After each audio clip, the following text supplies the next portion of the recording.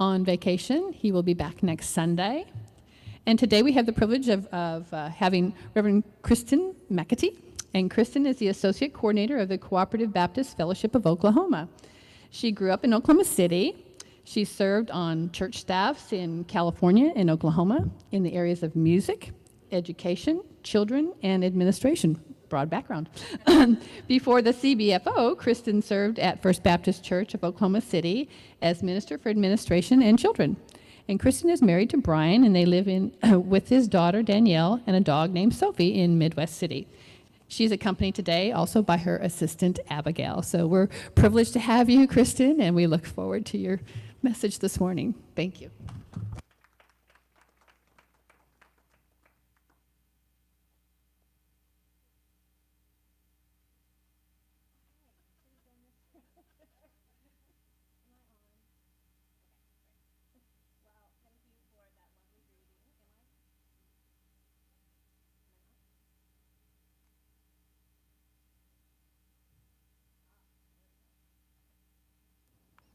Let's try this again. Technology, always the problem here. Yes, thank you for having me here, and thanks to Chad for inviting me, and greetings from the Cooperating Baptist Fellowship of Oklahoma. We have enjoyed partnering with your church and with your pastor through these years, and this is actually my first time to be here, so I'm going to blame Chad for that. We've been friends a long time, and, and he could have invited me earlier, but I am glad to be here today and to share with you. Let me read for you our scripture for today. It's from John chapter 4, and it's a rather long passage, so maybe close your eyes and imagine this story. We will start, Jesus has been on a journey. He's a little bit weary from his journey, and he's come to sit by a well at about the 6th hour. And there came a woman of Samaria to draw water. Jesus said to her, "Give me a drink," for his disciples had gone away to the city to buy food. The Samaritan woman therefore said to him, "How is it that you, being a Jew, ask me for a drink, since I am a Samaritan woman? For Jews have no dealings with Samaritans." Jesus answered and said to her, "If you knew the gift of God, if you knew who it is that says to you, 'Give me a drink,' you would have asked him, and he would have given you living water." She said to him, "Sir, you have nothing to draw with, and the well is deep. Where are you going to get this living water? You're not greater than our father Jacob, are you, who gave us the well and drank of it himself and his sons and his cattle?" Jesus answered and said to her, "Everyone who drinks of this water will thirst again, but whoever drinks of the water that I shall give him shall never thirst. But the water that I shall give shall become in him a well of water springing up to eternal life." The woman said to him, "Sir, give me this water, so I will not be thirsty, nor come all this way here to draw." And he said to her, "Go call your husband and come back." The woman answered and said, "I have no husband." Jesus said to her, "You have well said, I have no husband, for you've had 5 husbands, and the one whom you now have is not your husband. This you have said truly." The woman said to him, "Sir, I perceive that you are a prophet. Our fathers worshipped in this mountain, and you people say that in Jerusalem is the place where men ought to worship." Jesus said to her, "Woman, believe me, an hour is coming when neither in this mountain nor in Jerusalem shall you worship the Father. You worship what you don't know. We worship what we do know, for salvation is from the Jews. But an hour is coming and is now when the true worshipers shall worship the Father in spirit and truth. For such people the Father seeks to be his worshipers. God is spirit, and those who worship him must worship in spirit and truth." The woman said to him, "I know that Messiah is coming." Back, and they marveled that he'd been speaking with a woman, but no one asked, "Well, what do you want?" or "Why are you speaking with her?" So the woman left her jug and went into the city and said to the men, "Come see a man who told me everything I've ever done. Is this the Christ?" They went out of the city and were coming to him. And in the meantime, the disciples were speaking to Jesus, saying, "Rabbi, eat." He said, "I have food to eat that you do not know about." So I want to pause there in this story. And of course, this is a very familiar story to all of us. And this week, as I was thinking about coming to visit with you and thinking about what Chad's told me about you, and obviously thinking about some adventures that Chad and I have had over the years, which maybe one day you want to hear stories about. It involves a broken arm at camp and lots of coffee, and there was also a ghost hunting staff retreat. Yes, it was great fun with Chad. But one thing that he and I did together during our time working at First Baptist Church of Oklahoma City was to visit Glorieta, New Mexico, where our church had a quite large cabin. And we received a call one day from the caretaker who said, hey, the water line on the washing machine has broken. And it's winter time, and no one's been in there for probably a week to 10 days, and there's a lot of damage. So Chad and I and his mother, we all hopped in our car and drove out to Glorieta, New Mexico to observe just how much damage had been done. And frankly, it was shocking to me from this small little pipeline of water that this entire cabin, 6 bedrooms, I think, kitchen, a living room, no place was unaffected. No place. Everything was wet. The steam and the humidity had risen. Even the ceiling fans, I'll just never forget, even the ceiling fans were just drooping from wetness. And maybe it was one of the few times in my life that I've truly understood the power of water. Our water is very tame, and it comes from a sink, or we buy it in a plastic jug at the store, but to see it let loose like that was quite overwhelming. So as I read this passage, this very familiar story, I thought to myself, what is so important about Jesus saying that he will give us living water? My immediate thought is always, well, great, water is life, water is sustenance, water sustains us, and that's important, but yet I have in my mind this picture of all the things that water can do. And so today, I want to take a moment and consider with you just exactly what Jesus was saying for us when he identified that we could ask for this gift of living water. So the story begins with a woman going about her daily task, getting water, and she has her water jug. She is ready to get just enough to carry her through perhaps the next few hours, perhaps the next day. I wonder if her water jug was small, because commentators have made much mention of the fact that she's out there at noon, which is a little bit unusual. Typically, people would go to the well in the morning when it's not hot. We can all relate to that here in Lawton. She was out there at noon. Perhaps she just ran out. Maybe she had a party. I really don't know. There's no reason to presume anything from that, but it was unusual, and she was alone. And Jesus arrives on the scene, and he interrupts her to ask for a drink. My first thought on that is how interesting. This is not a dramatic story. I think that we often imagine that God is going to come to us in some blaze of glory. But God tends to come in our daily life. God comes to us in a garden. God comes to us when we're out pasturing the sheep or driving the car. God comes through the birth of a baby. Very few of us have an encounter with a blinding light on the road or being swallowed by a fish. So, I think we forget that God is like water all around us. You know, water is the majority of our planet. Water is the majority of our body. And so when Jesus identifies that the gift of the Spirit is like water, I believe he's reminding us that God is always around us in our everyday tasks, waiting for us to acknowledge and recognize him. And so their conversation begins. The conversation we just read. And it is an unusual conversation. It is strange for Jesus, a Jewish man, to be talking to this Samaritan woman. Now, why do we know that? Because everybody talks about it here. John makes sure to tell us, oh, well, this is unusual. Jews and Samaritans don't talk to each other. The woman herself, the first thing she says to Jesus, like, what are you doing asking me for a drink? Maybe you didn't notice. I'm a Samaritan woman. Why are you even talking to me? And Jesus himself in this conversation mentions the differences between Samaritans and Jews. I think I've always thought of the Samaritans and Jews as, being enemies, of course, or being separated. And maybe in my mind, it was a bit like the U.S. and Russia, or the U.S. and China, just very different, separated.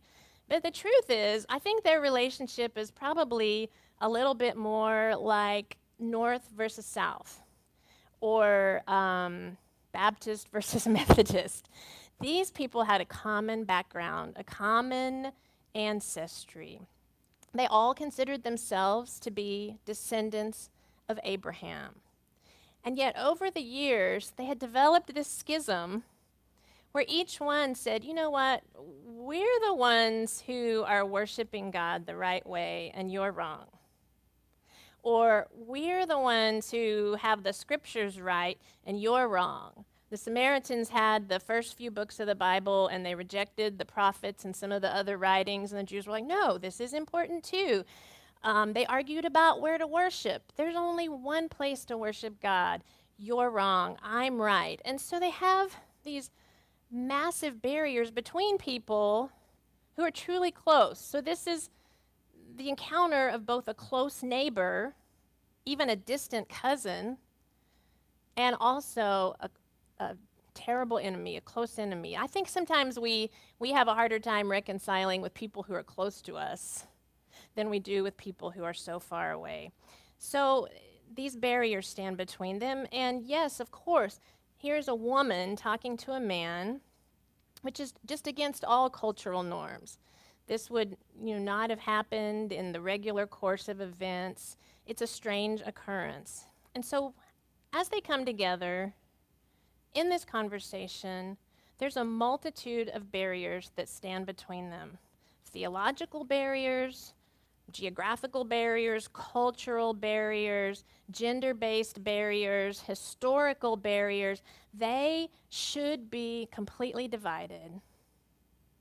And yet Jesus just kind of blows through it. When they talk about where to worship, he's like, well, forget that. Nobody's right. We're all going to worship in spirit. He just knocks down all those barriers. And I think that that is an important aspect of living water. I was very fortunate to be able to visit an area in Southeast Asia called Aceh, which is on the northernmost tip of Sumatra. The Achenese people are Muslim, and Indonesia is a Muslim country, of course. But in Aceh, much like the Samaritans and the Jews, they are doing it right. They were doing it different. They're under Sharia law. They observe all the dress codes that entail with that. And they cut themselves off from Indonesia. They cut themselves off from the world. They are completely barricaded in their beliefs, in their differences. Until December 26th of 2004, when a massive earthquake struck off the coast of their island, and then a giant tsunami came. And they lost hundreds of thousands of people in moments. It took them several days to even admit to anyone.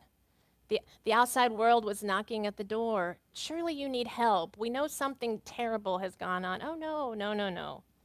We're fine. These are strong barriers, and we're good.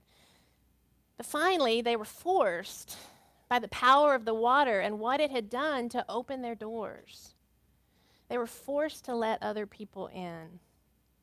When I visited there, it's beyond shocking what the water had done. The roads that had been erased, the walls, the buildings that had been knocked down, the changed landscape. There was a giant steamer ship parked in the middle of town, and they would never be able to move it. They talked about turning it into some kind of tourist attraction or hotel, because what do? The water has come and leveled the barriers. The water has come, and now we are flooded with new people we've never had contact with and never wanted contact with. That's them. We have an us and a them. There's always a them, right? And the whole world was the them, and yet here we all came. The lesson I take from that is that water, living water in particular, has this power to just mow down barriers. In the song we sang this morning, we talked about the chasms that were too deep and the mountains that were too high. And I tell you, water just takes those out in a minute. So when Jesus identifies that we have access to living water, what he's telling us is we have access to a power that will erase the barriers between us. And as these barriers are removed, a revealing comes. The barriers between Jesus and the Samaritan woman are gone, and she stands before him, willing to say who she is. He tells her, go back, get your husband, bring him back. And she admits, I don't have a husband right now. What I find beautiful about this is that Jesus doesn't condemn her. I think we do. We've heard this story so often and how, oh, she had 5 wives and she's probably, a loose woman. Why was she married so many times? I don't know. What's hard times? A hard life back then. Perhaps they all passed away. But the important part is we try to condemn her, but Jesus doesn't. In fact, what he says to her is, you're right. Thank you for speaking truth. You are being truthful with me. You've revealed yourself to me. These barriers are gone. We've been washed clean. And together we can reveal ourselves to each other. And in fact, he reveals himself to her as the Messiah. And you realize this is the only time, the first time that he openly comes out and says, yes, I know you're looking for the Messiah, and that's me. The cleansing of the water has allowed them to reveal to each other who they are. With the barriers released, with the cleansing, and these revelations, she's flooded with that living water, that force of the Spirit, which then empowers her to run back to her people and declare, you've got to come and see. I think this may be the Messiah.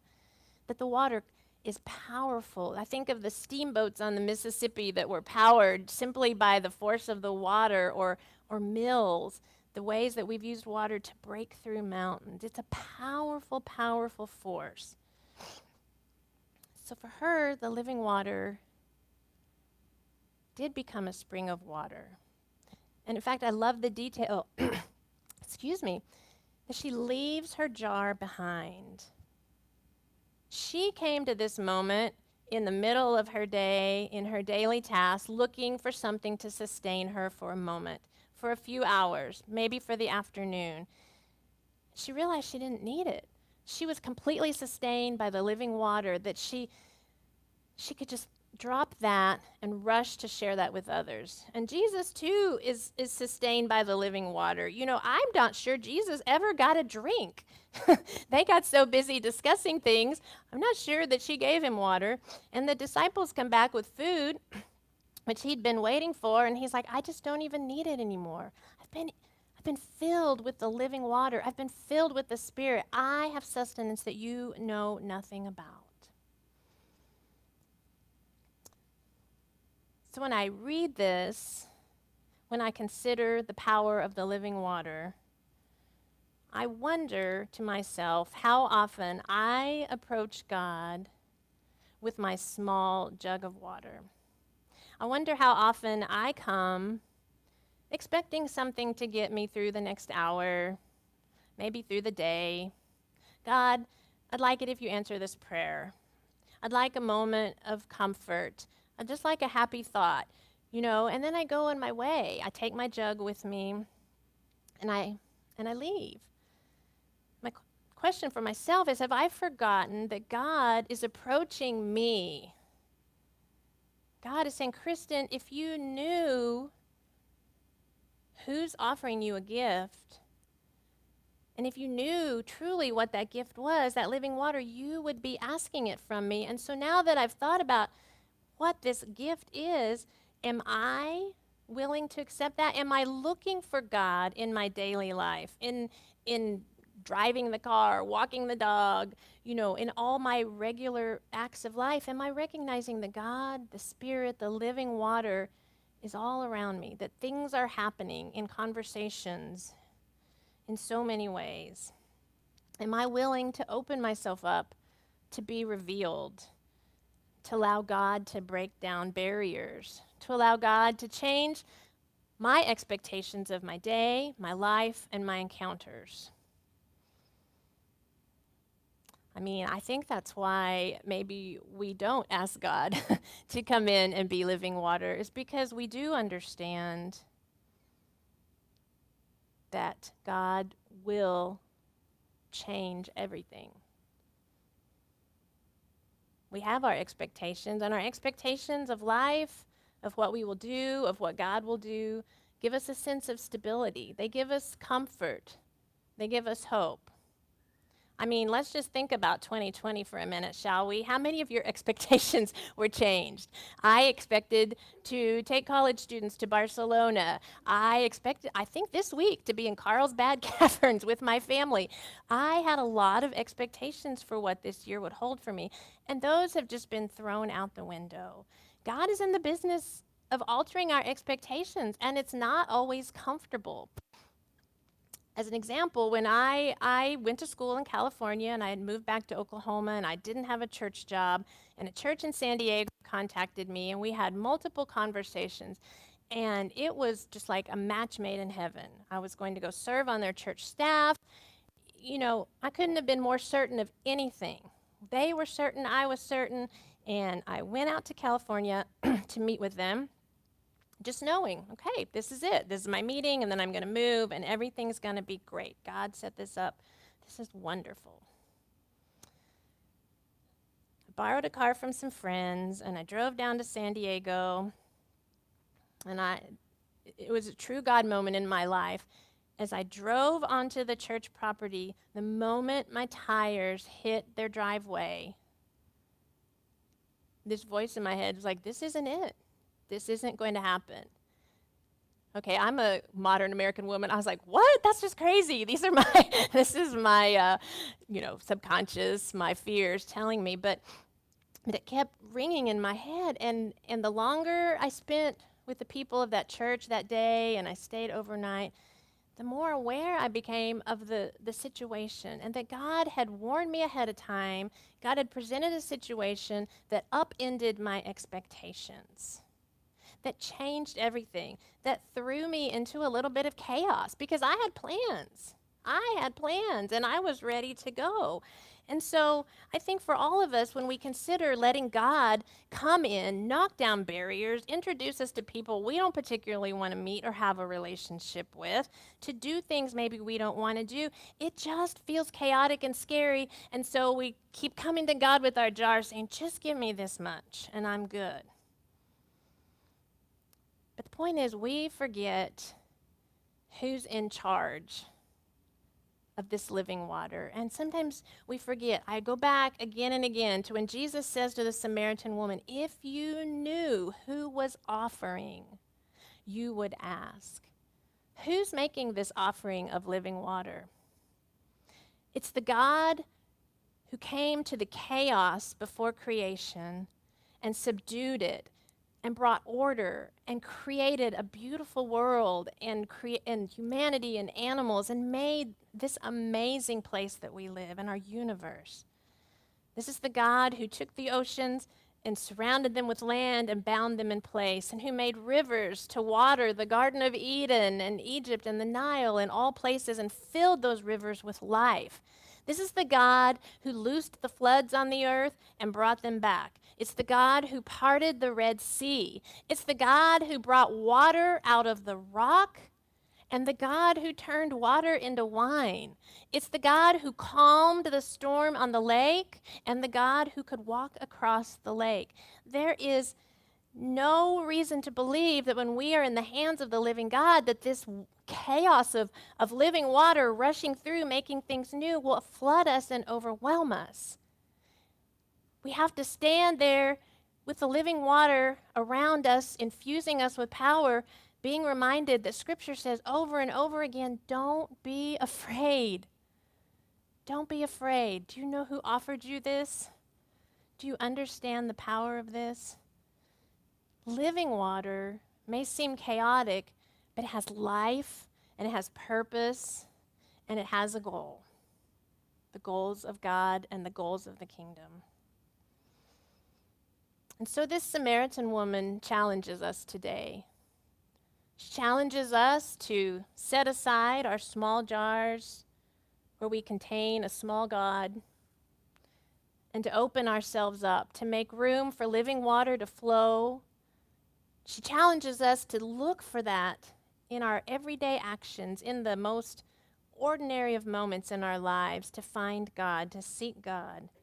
She challenges us to allow God to break barriers so that there's no more them, that we become an us, inviting in both our closest enemies and our farthest away enemies.